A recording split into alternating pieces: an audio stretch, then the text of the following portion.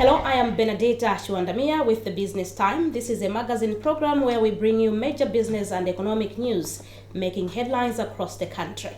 Coming up in the program today, we look at what Malawi needs to do in order to secure another extended credit facility of the IMF and what are the prospects.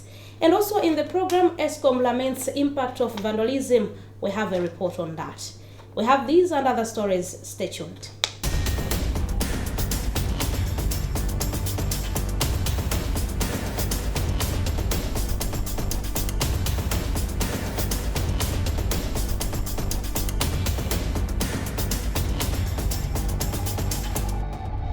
Hello and welcome. In our main story in the program, Minister of Finance has set his eyes on securing back the Extended Credit Facility ECF with the International Monetary Fund, IMF. The last ECF expired after the country failed a successful review and the program was off track in many parameters. What would it take for Malawi to get a program back with the IMF? Kingsley Jassy reports. This high-level IMF visit comes barely weeks after a staff visit, and the Minister of Finance, Economic Planning and Digitization, Joseph Manamveka, thinks this displays the cordial relationship the administration has with the fund. But his mission is clear: to win back the extended credit facility. Our ultimate goal is to have the IMF program back. That's the ultimate. We want it to back. But as I've said, they don't want to impose the condition for us. They want homegrown policies, which we have already started doing. You have seen in the budget, cutting off expenditure and also revamping revenues. That's what they are looking for. So I think our expectation from the IMF is that, one, they need to take into account what we have already done, and also to give us support. What we need is foreign exchange. Because all the problems that we're experiencing now, if you have foreign exchange, all the problems will go. Because for us to buy fuel, we need foreign exchange. For us to buy food, we need foreign exchange. To buy fuel, we need foreign exchange. So everything revolves around foreign exchange. So what we are saying is, before anything else, what we want is to get forex. And that's what we are pushing. That's why they're here. And I'm engaging the IMF almost on a daily basis.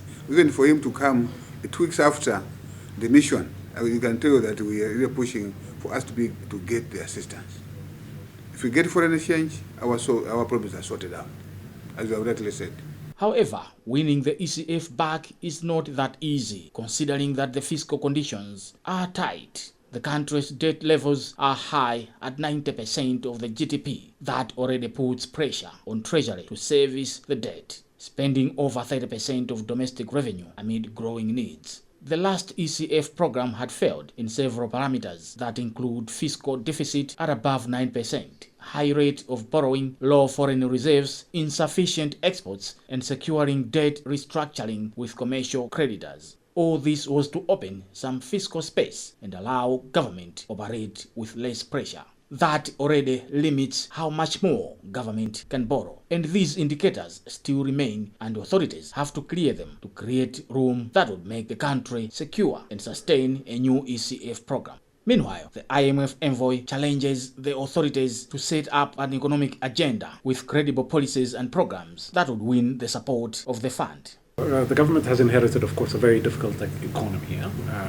Macroeconomic imbalances are quite elevated.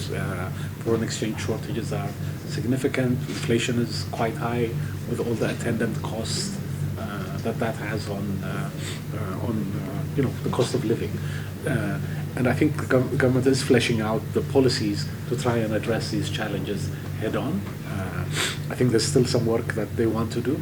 In general, it's important for the success of programs when these programs are designed by the government, and then we come in to support them.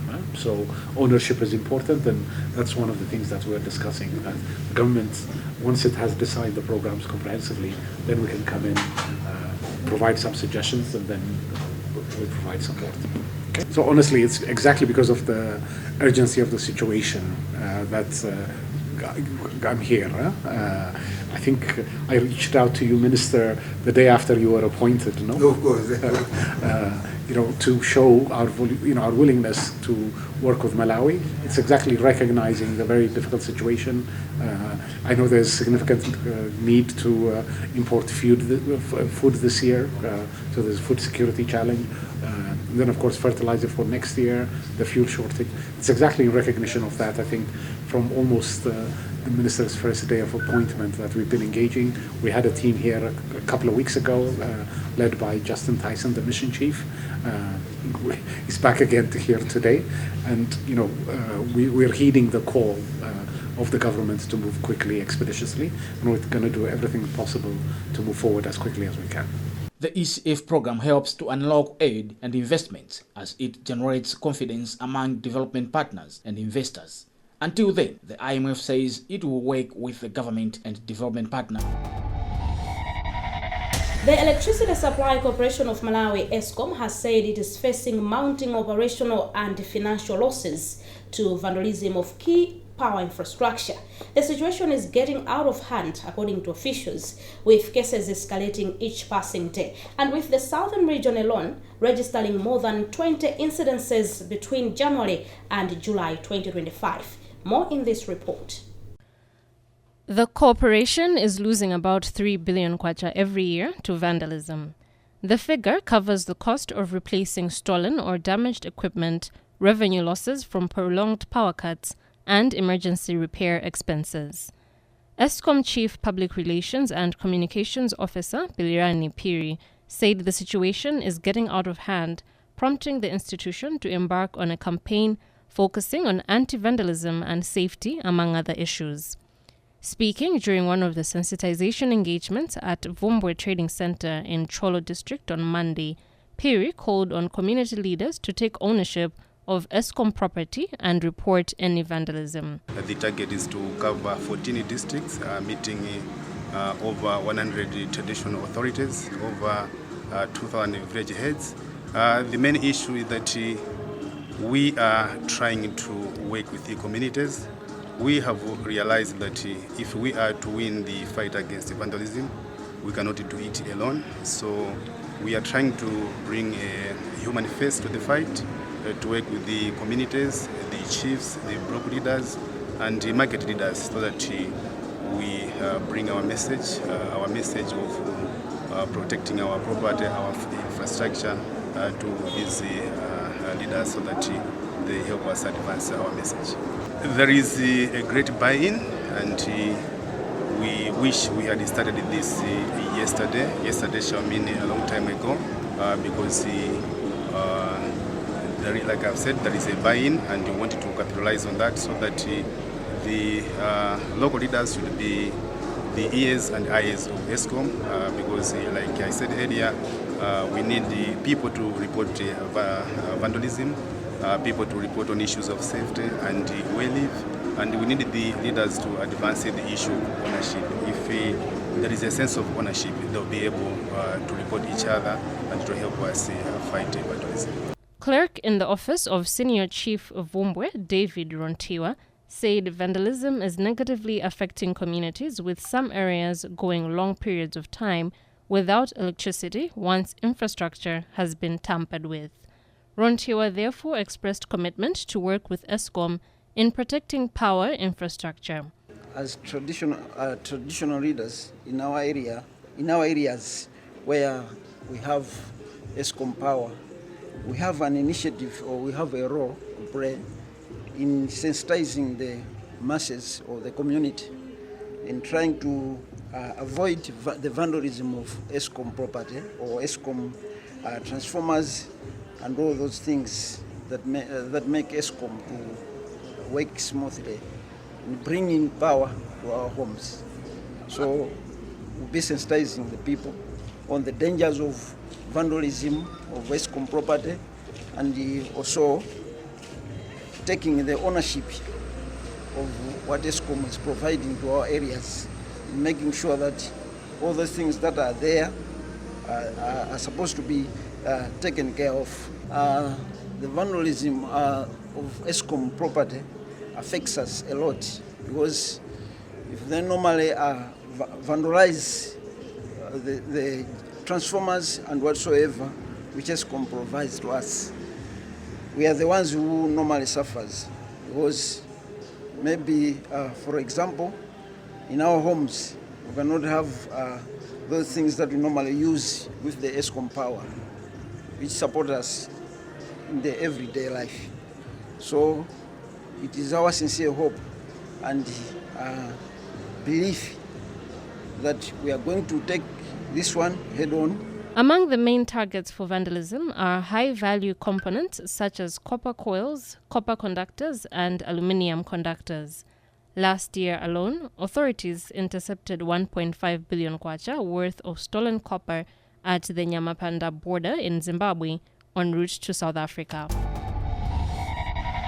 Remember, this is Business Time, a magazine program where we bring you major business and economic news making headlines across the country. We'll be right back.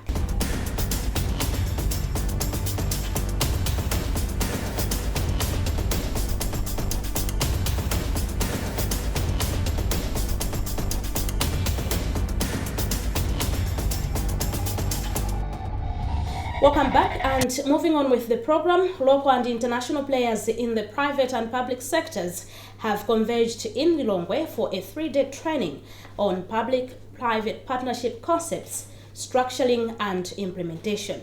The training, organized by Export Development Fund in conjunction with the Southern Africa Development Community Development Finance Resource Center, aims to equip participants with a solid understanding of PPP frameworks, project structuring, risk allocation, procurement and contract management. And speaking during the opening of the training, EDF Board Chairperson Teddy Nankoma said after the training, they are targeting to see more private players, including commercial banks, investing more in the country's infrastructure development.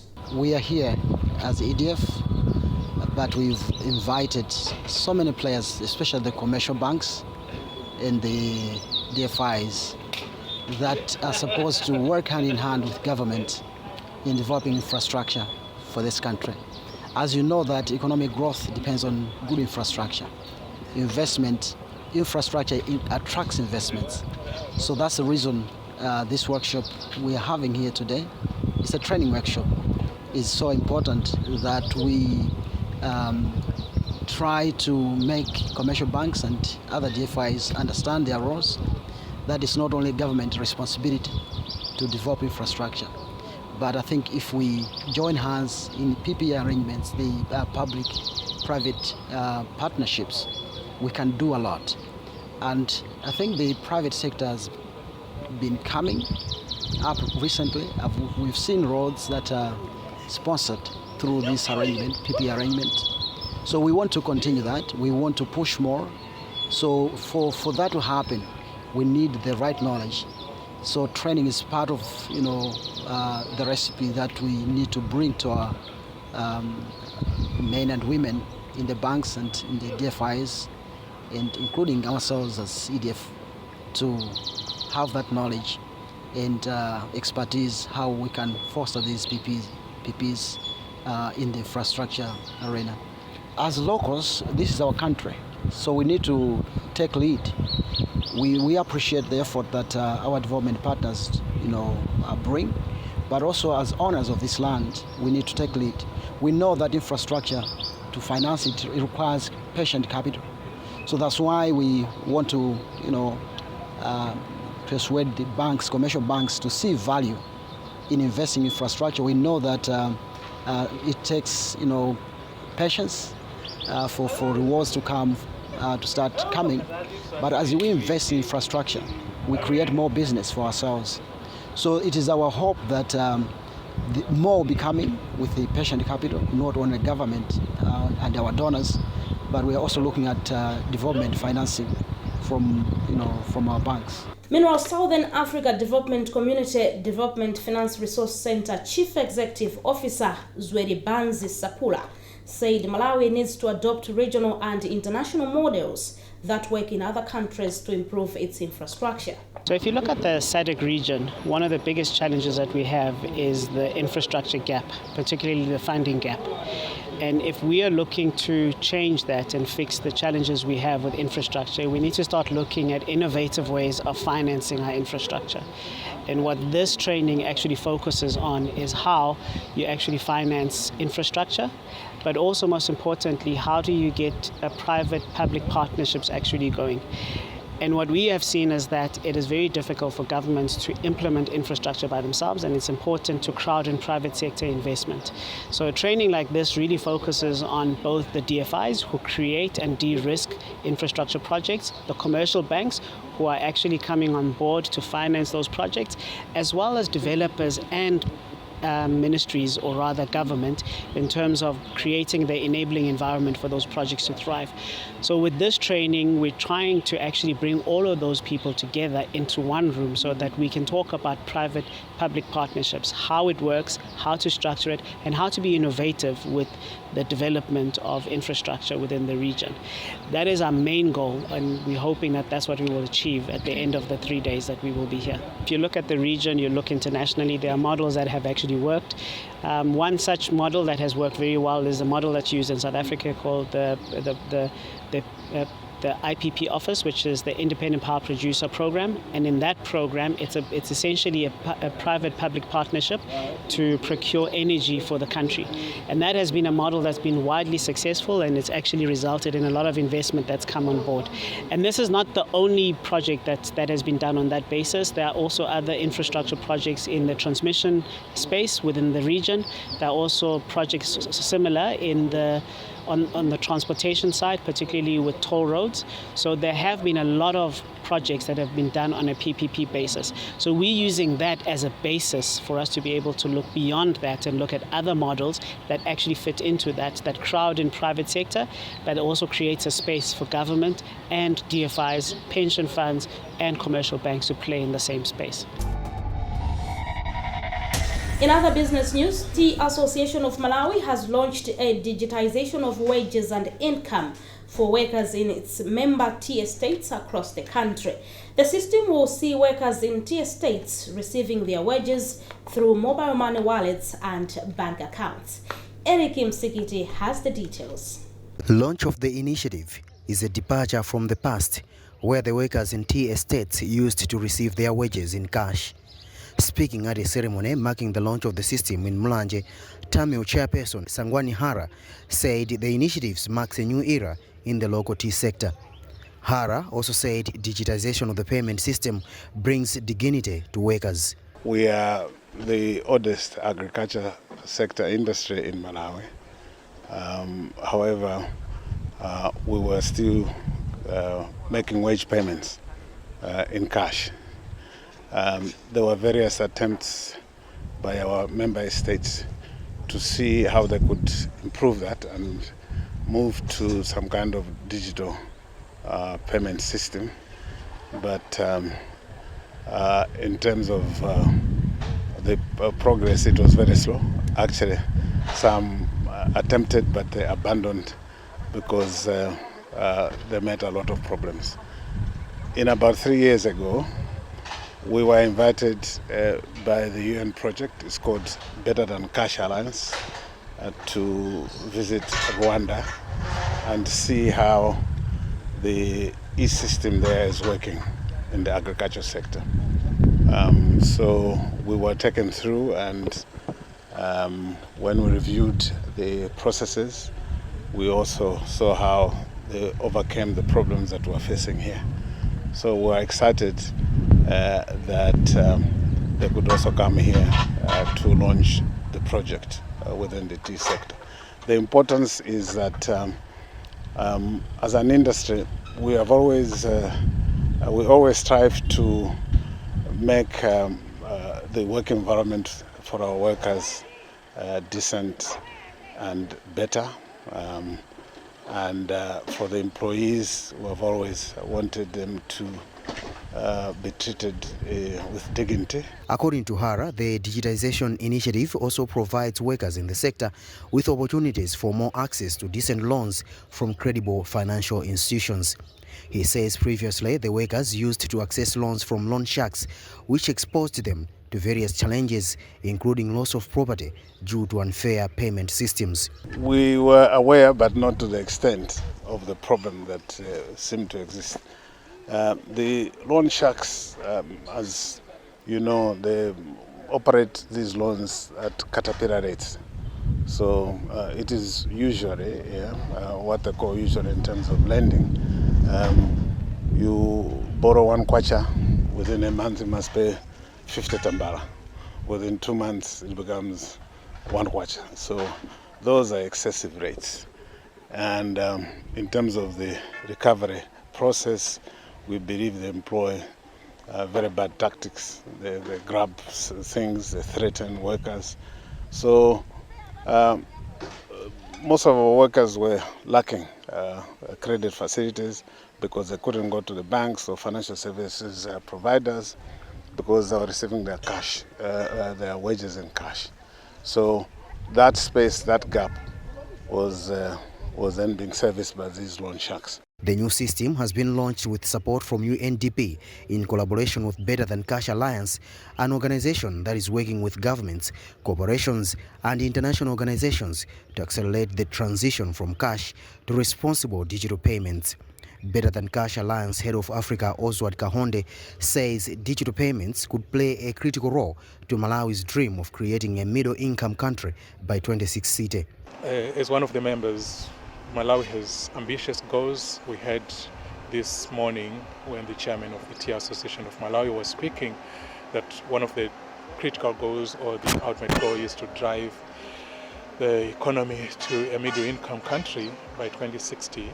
And we believe digital payments play a critical role to that vision. And we have been working with Tamil for a while now to formulate the idea of embedding digital payments in the tea sector. We did a study together with Tamil to understand the dynamics and the challenges that they were facing in cash. As we have heard, they had to, every time they have a cash payment, it meant that they have to hire security, they have to insure, they have to buy envelopes to put money, they have to hire extra people to count cash and put it in the envelopes and all that. Besides loss of productive time, where employees then gather on payday to receive cash in envelopes. Tea is one of the oldest agricultural sectors in Malawi. It is also the second top most earners of forex for Malawi after tobacco. Statistics show that the sector provides direct employment to over 60,000 Malawians. Well, with that story, we've come to the end of Business Time. It is a magazine program where we bring you business and economic news making headlines across the country. And on behalf of the entire production team, I am Benadetta Chiwanda Mia. Remember, if it doesn't make money, it doesn't make sense. Bye for now.